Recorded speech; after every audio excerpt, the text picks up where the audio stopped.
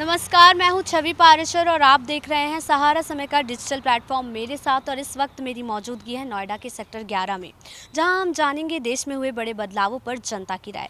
लेकिन जनता की राय जानने से पहले मैं आपको बता दूं कि देश में क्या क्या बदलाव हुए हैं।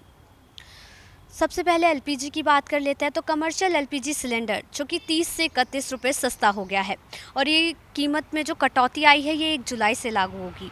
इसके अलावा अगर बात करें क्रेडिट कार्ड्स की, तो पेमेंट सिस्टम जो है चेंज हो गया है। भारत बिल पेमेंट सिस्टम के तहत अब से पेमेंट की जाएगी।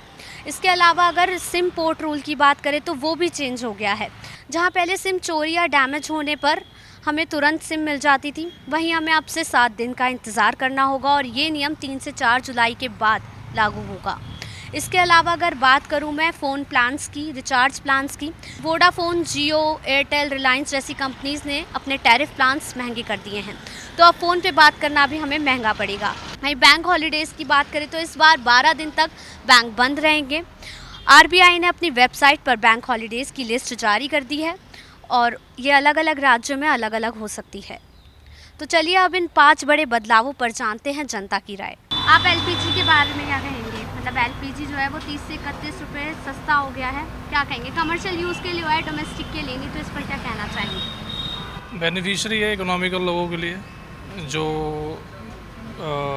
कमर्शियल लोगों का सस्ता हुआ है, डोमेस्टिक का नहीं हुआ है। डोमेस्टिक का होना चाहिए क्योंकि जो उपभोक्ता है मैक्सिमम वो लोअर पॉवर्टी लाइन वाले हैं, जो उम्मीद करते हैं कि इनका जो थोड़ा कंसेशन मिल जाएगा सरकार से, अगर वो दी जाए तो शायद उनको बेनिफिट्स हो।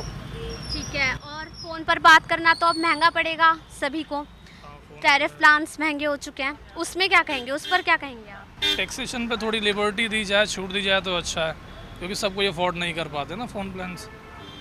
ठीक है। और वहीं सिम की बात करें तो सिम तो पोर्ट रूल चेंज हो चुका है। हाँ, ये थोड़ा सिक्योरिटी पॉइंट ऑफ व्यू थोड़ा अच्छा हुआ है कि जो 7 दिन में होता था वो अब जल्दी हो जाएगा, ऐसा ये अच्छा हुआ थोड़ा। तो क्या कहना चाहेंगी, मतलब ओवरऑल अगर देखा जाए जो बदलाव हुए हैं इससे रोज़मर्रा की ज़िंदगी में लोगों की में क्या बदलाव होंगे? क्या ये बेनिफिशियल है या फिर नुकसानदायक है? अगर स्टेबिलिटी मेंटेन हो 4-5 सालों के लिए तो कुछ बेनिफिट्स होगा। अभी इम्प्लीमेंट हुए 6 महीने बाद चेंज कर दो, फिर कोई रिजल्ट नहीं आने वाला। अगर सरकार अपनी बातों पे, गवर्नमेंट अपनी बातों पे स्टेबल रहे तो शायद कुछ प्रोडक्टिव रिजल्ट्स मिले, और एल्स ऐसे नहीं होगा कि अभी इलेक्शन जस्ट हुआ तो ये हो गया, 6 महीने बाद फिर ऑफ कर दिया, तो ऐसे नहीं होता। तो क्या आपको क्या लग रहा है, इलेक्शन हुआ है और अभी अभी तीसरा कार्यकाल मोदी जी का, मतलब तीसरी बार वो प्रधानमंत्री बने हैं, तो आप क्या कहना चाहेंगे इस पर? ये इस वजह से वो कर रहे हैं?